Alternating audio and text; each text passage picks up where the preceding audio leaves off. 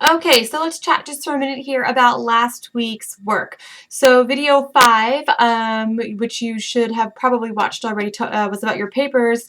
This is about your discussions, one-page responses, and journals. So a few things about your discussion boards. They're better. Not that they weren't bad the week before, but these were definitely better. I think you guys are kind of getting a hang, or getting the hang of what you're supposed to be doing. So I noticed just a few things here to point out for you guys to go back and review each other's stuff to see some good work. I noticed that Madison Roberts took note of her classmates' attention to outdated sources in one of the readings. And now I took note of which one it was, and now I can't remember which one it was. I'm sorry. But if you go to Madison Roberts' post, you'll see that she mentioned that her classmate kind of called out one of the authors for using outdated sources. This is a great thing to think about when you're reading and evaluating other essays. Are the sources credible, and are they, relevant today? So some of these readings are a little old, and that's fine. That's kind of the purpose. But when you're reading things, when you're researching for your own papers, or if you're just reading for your own, purpose, it's good for you to decide whether or not the sources are relevant.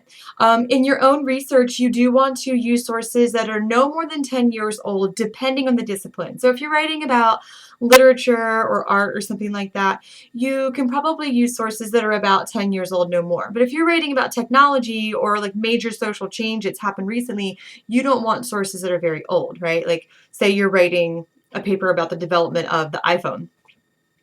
A ton about the iPhone has changed, in the last year or two. So you don't want to use super old sources. The only time you want to use old sources is if you're grounding the information in a historical context.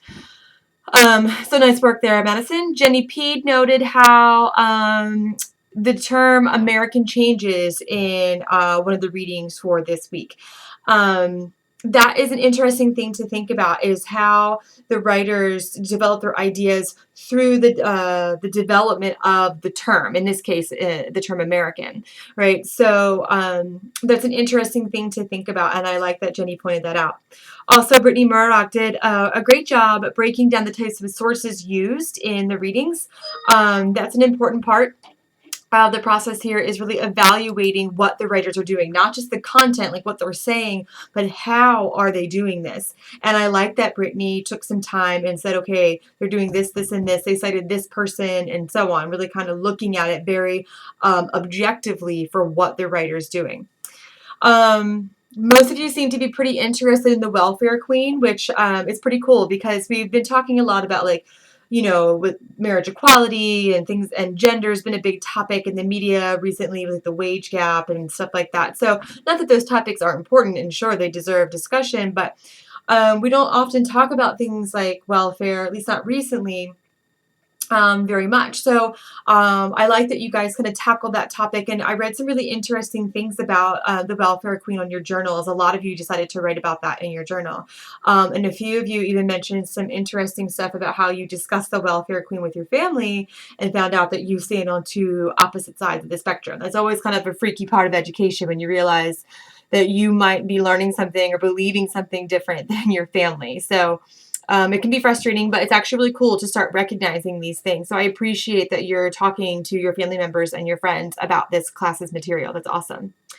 I also saw some really cool comparisons in the one-page responses about this idea of the fake development of bodies. So we have these filtered and airbrushed and digitally altered men, in all these movies and stuff. And then we also have this sort of fantasized welfare queen, these people, these bodies that aren't actually real, but that our culture is developing to affect us.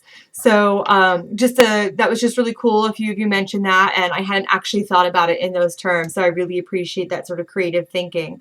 You guys are doing great. I know in the last video I was a little hard on you about your papers.